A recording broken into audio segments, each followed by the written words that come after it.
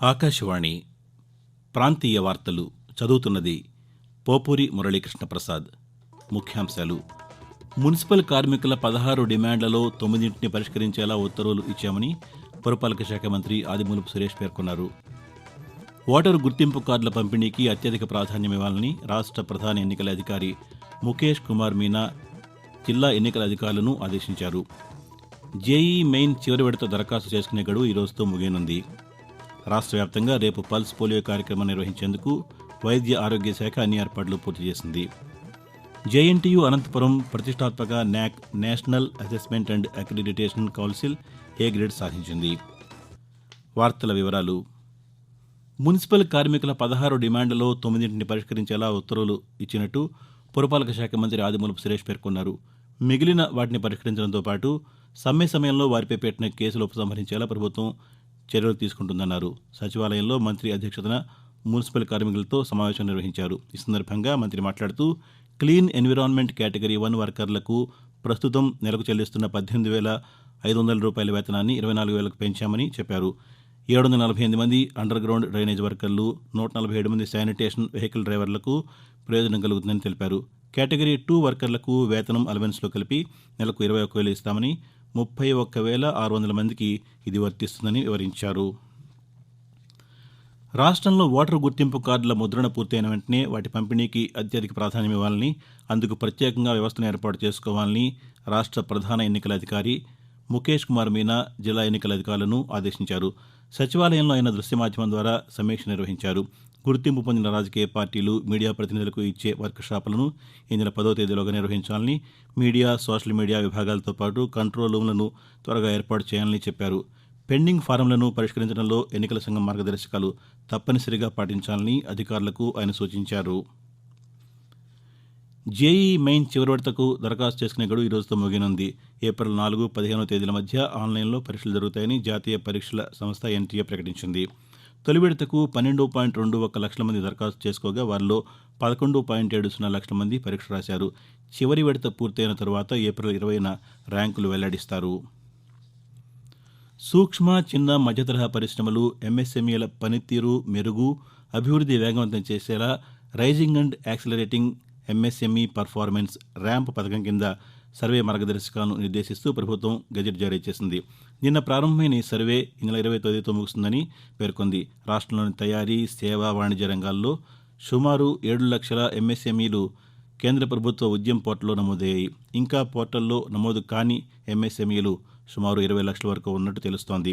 7 అంశాల్లో ఎంఎస్ఎంఈల సమాచారాన్ని mobile app ద్వారా సేకరించి దాన్ని డిజిటలైజేషన్ చేసి ఎంఎస్ఎంఈ 1 పోర్టల్కు అనుసంధానిస్తామని ప్రభుత్వం పేర్కొంది.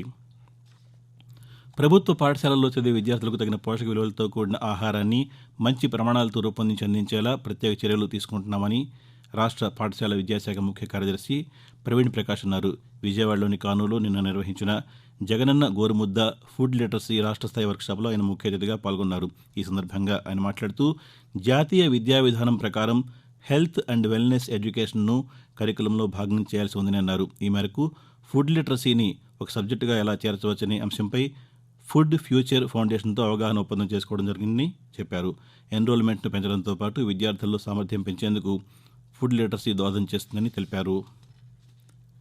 నిండు జీవితానికి 2 చుక్కలు పోలియో నుంచి పిల్లలను కాపాడేందుకు ప్రభుత్వం పల్స్ పోలియో కార్యక్రమం నిర్వహిస్తోందని రాష్ట్ర వైద్య ఆరోగ్య కుటుంబ సంక్షేమ శాఖ కమిషనర్ ఒక ప్రకటనలో తెలిపారు. రాష్ట్ర వ్యాప్తంగా రేపు పల్స్ పోలియో కార్యక్రమం నిర్వహించేందుకు అధికారులు ఏర్పాట్లు చేశారని, 5 ఏళ్లలోపు పిల్లలందరికీ పోలియో చుక్కల మందు అందించనున్నామని చెప్పారు. వైద్య ఆరోగ్య కుటుంబ సంక్షేమ శాఖ ఆధ్వర్యంలో రేపు పల్స్ పోలియో నిర్వహించేందుకు వైద్య శాఖ అధికారులు అన్ని ఏర్పాట్లు చేస్తున్నట్టు, 26 జిల్లాల్లోని 5 ఏళ్లలోపు పిల్లలందరికీ పోలియో చుక్కలు వేయనున్నట్టు తెలిపారు. ప్రాథమిక ఆరోగ్య కేంద్రాలు, పోలియో కేంద్రాలతో పాటు రైల్వే స్టేషన్, బస్టాండ్లలో పోలియో చుక్కలు వేసేందుకు ఏర్పాట్లు చేస్తున్నట్టు వివరించారు. జేఎన్టీయూ అనంతపురం ప్రతిష్టాత్మక NAAC national assessment and accreditation council A grade సాధించింది. అనంతపురం కళాశాలను 2008లో అప్పటి ముఖ్యమంత్రి వైఎస్ రాజశేఖర రెడ్డి యూనివర్సిటీగా మార్పు చేశారు. అప్పటి నుంచి జేఎన్టీయూ ఏ అంచెలంచెలుగా ఎదుగుతూ జాతీయ స్థాయిలో ఉత్తమ సాంకేతిక యూనివర్సిటీగా నిలిచింది. న్యాక్కు దరఖాస్తు చేసిన తొలి ప్రయత్నంలోనే ఏ గ్రేడ్ దక్కించుకుంది. న్యాక్ ఏ గ్రేడ్ గుర్తింపు 2029 ఫిబ్రవరి 28 వరకు వర్తించేలా ఉత్తర్వులు జారీ అయ్యాయి. ఈ సందర్భంగా జేఎన్టీయూ ఏ ఉపకులపతి ప్రొఫెసర్ జీవీఆర్ శ్రీనివాసరావు సంతోషం వ్యక్తం చేశారు. యూనివర్సిటీ పురోగతికి సహకరిస్తున్న రాష్ట్ర ప్రభుత్వానికి, రాష్ట్ర ఉన్నత విద్యామండలి చైర్మన్ హేమచంద్రారెడ్డికి ఆయన ధన్యవాదాలు తెలియజేశారు. ఆకాశవాణి ప్రాంతీయ వార్తలు వింటున్నారు. రాష్ట్రంలో పలు ప్రభుత్వ పారిశ్రామిక శిక్షణా సంస్థలు ఐటీఐల్లో ఖాళీగా ఉన్న 71 అసిస్టెంట్ ట్రైనింగ్ ఆఫీసర్ పోస్టులను ఒప్పంద ప్రాతిపదికన భర్తీ చేసేందుకు దరఖాస్తులు స్వీకరిస్తున్నట్టు ఉపాధి శిక్షణ శాఖ డైరెక్టర్ బి నవ్య తెలిపారు. ఆసక్తి గల అభ్యర్థులు ఈ నెల 25 తేదీలోపు వెబ్సైట్లో వివరాలు నమోదు చేసుకోవాలని, దరఖాస్తు చేసిన అభ్యర్థులకు మే 6న రాత పరీక్ష నిర్వహిస్తామని వెల్లడించారు. విద్యార్హతలు, ఖాళీలు తదితర పూర్తి వివరాలు employment.ap.gov.inలో అందుబాటులో ఉన్నాయని తెలిపారు. తెలుగుదేశం పార్టీ అధినేత నారా చంద్రబాబు నాయుడు ఈరోజు నెల్లూరు, పల్నాడు జిల్లాల్లో పర్యటించనున్నారు. ఈ సందర్భంగా పలువురు నాయకులు తెలుగుదేశం పార్టీలో చేరనున్నారు. ముందుగా నెల్లూరులోని వీపీఆర్ కన్వెన్షన్లో నిర్వహిస్తున్న పార్టీ నేతల సమావేశంలో ఆయన పాల్గొంటారు. అనంతరం పల్నాడు జిల్లా దాచేపల్లి వద్ద నిర్వహించే రాకదల్లా బహిరంగ సభలో చంద్రబాబు నాయుడు ప్రసంగించనున్నారు. కేంద్ర ప్రభుత్వ సూర్యఘర్ బిజిలీ యోజన పథకాన్ని ప్రజలు సద్వినియోగం చేసుకోవాలని Tirupati post office senior superintendent MJ Sadiq సూచించారు. ఈరోజు ఆయన ఆకాశవాణితో మాట్లాడుతూ ఈ పథకం ద్వారా ప్రతి ఇంటికి 300 యూనిట్ల వరకు ఉచితంగా విద్యుత్ అందిస్తామని అన్నారు. సోలార్ ద్వారా కేంద్ర ప్రభుత్వం విద్యుత్ను అందిస్తున్న నేపథ్యంలో ఈ పథకం ద్వారా కనిష్టంగా 30,000 రూపాయల నుంచి 78,000 రూపాయల వరకు రాయితీ పొందవచ్చని అన్నారు. అద్దెళ్లలో ఉన్నవారు కూడా ఈ పథకానికి అర్హులని చెప్పారు. ఆసక్తి ఉన్నవారు పోస్టాఫీస్ ద్వారా కానీ, పోస్ట్ మ్యాన్ ద్వారా కానీ రిజిస్ట్రేషన్ చేసుకోవచ్చని సూచించారు. వేసవి రద్దీ దృష్ట్యా తిరుపతిలోని టోకెన్ కేంద్రాల ద్వారా సర్వదర్శన టోకెన్లను పెంచనున్నట్లు తిరుమల తిరుపతి దేవస్థానం కార్యనిర్వహణాధికారి ఏవి ధర్మారెడ్డి తెలిపారు. ఏప్రిల్ చివరి వారం నుంచి భక్తులు పెరిగే అవకాశం ఉన్నందున ఆన్లైన్లో కూడా 300 రూపాయల టోకెన్లను పెంచుతామన్నారు. ప్రత్యేక పర్వదినాలు మినహా మిగిలిన అన్ని రోజుల్లో భక్తులకు ఎన్ని లడ్డూలు కావాలంటే అన్ని లడ్డూలు అందిస్తామని తెలియజేశారు. నాగార్జున సాగర్ ప్రాజెక్టు కుడి కాలువకు తాగునీటి అవసరాల నిమిత్తం కృష్ణానది యాజమాన్య board EE Raghunatha Rao, DE Gayatri పర్యవేక్షణలో నిన్న నీటిని విడుదల చేశారు. 2 గేట్ల ద్వారా గంటకు 6,000 క్యూసెక్కుల చొప్పున నీరు విడుదలవుతోంది. 9 రోజుల పాటు నీటి విడుదల కొనసాగుతుందని నాగార్జున సాగర్ ప్రాజెక్టు అధికారులు తెలియజేశారు. ప్రధానమంత్రి నరేంద్ర మోదీ ఈరోజు పశ్చిమ బెంగాల్, బీహార్ రాష్ట్రాల్లో పర్యటించనున్నారు. పశ్చిమ బెంగాల్లోని నాదియా జిల్లా కృష్ణానగర్లో 15,000 కోట్ల రూపాయల విలువైన పలు అభివృద్ధి పనులకు, ప్రాజెక్టులకు ప్రధాని శంకుస్థాపనలు, ప్రారంభోత్సవాలు నిర్వహించనున్నారు. అలాగే బీహార్లోని ఔరంగాబాద్లో 21,400 కోట్ల రూపాయలకు పైగా విలువైన ప్రాజెక్టులను ప్రధాని ప్రారంభోత్సవాలు, శంకుస్థాపనలు చేయనున్నారు. అనంతరం బీహార్లోని బెగుసరాయ్లో గ్యాస్కు సంబంధించిన 1,48,000 కోట్ల రూపాయల విలువైన ప్రాజెక్టులను నరేంద్ర మోదీ ప్రారంభించనున్నారు. ఈ సందర్భంగా నిర్వహించే బహిరంగ సభల్లో ప్రధాని ప్రసంగించనున్నారు. ముఖ్యమంత్రి వైఎస్ జగన్మోహన్ రెడ్డి ఆధ్వర్యంలోని ప్రభుత్వం రైతు పక్షపాత ప్రభుత్వంగా పనిచేస్తోందని రాష్ట్ర హోంశాఖ మంత్రి తానేటి వనిత తెలిపారు.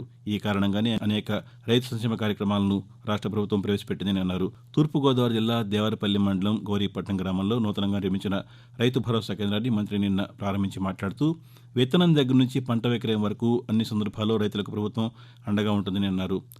రాష్ట్రంలో పండిన ధాన్యాన్ని మంచి గిట్టుబాటు ధరతో రైతు భరోసా కేంద్రాల ద్వారా కొనుగోలు చేస్తున్నామని తెలిపారు. నవరత్నాల్లో భాగంగా రైతు భరోసా సాయం కింద దేశంలో ఎక్కడా లేని విధంగా కౌలు రైతులకు సైతం సంవత్సరానికి 13,500 రూపాయల చొప్పున అందిస్తున్నామని హోంమంత్రి వివరించారు.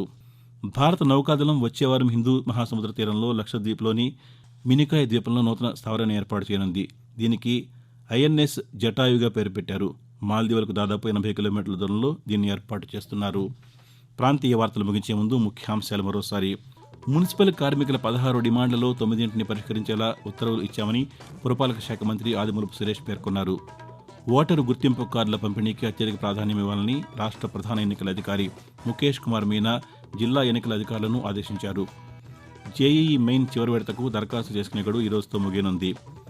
రాష్ట్ర వ్యాప్తంగా రేపు పల్స్ పోలియో కార్యక్రమం నిర్వహించేందుకు వైద్య ఆరోగ్య శాఖ అన్ని ఏర్పాట్లు పూర్తి చేసింది. జేఎన్టీయూ అనంతపురం ప్రతిష్టాత్మక NAAC national assessment and accreditation council A grade సాధించింది. ఆకాశవాణి ప్రాంతీయ వార్తలు ఇంతటితో సమాప్తం.